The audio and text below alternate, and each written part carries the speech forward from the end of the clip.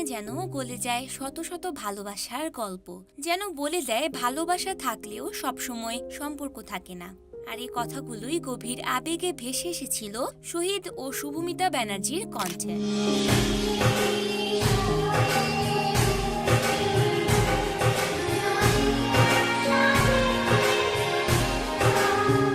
গানটি প্রথম শোনা গিয়েছিল প্রায় 1 যুগ আগে, আর তখন থেকেই তরুণ প্রজন্মের মনে স্থায়ী আসন গড়ে নেয় এই গানটি।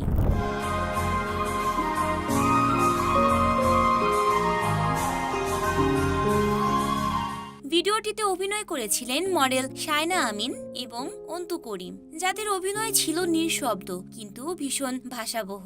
চোখের ভাষা, ধীর হাঁটা আর মুখের না বলা কথার দৃশ্যায়ন সব মিলে গানটিকে করে তোলে জীবন্ত এক প্রেম গল্প।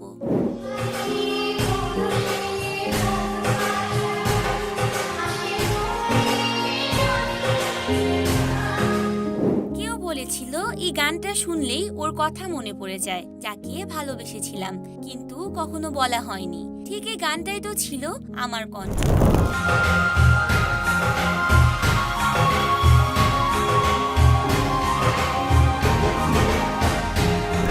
সেই সময় এই গানটা শুধু ভাইরাল হয়নি, এটা হয়ে উঠেছিল হারিয়ে ফেলা মানুষটাকে মনে করার গান।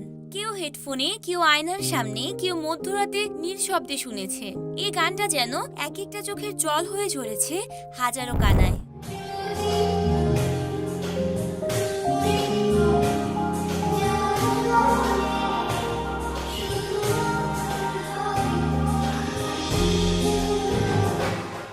এটা কোনো হিট ব্যান্ডের গান ছিল না, কিন্তু তোমায় ছেড়ে বহু দূরে যাব কোথায়, এই একটা বাক্যই হয়ে উঠেছিল না পাওয়ার জাতীয় সঙ্গীত।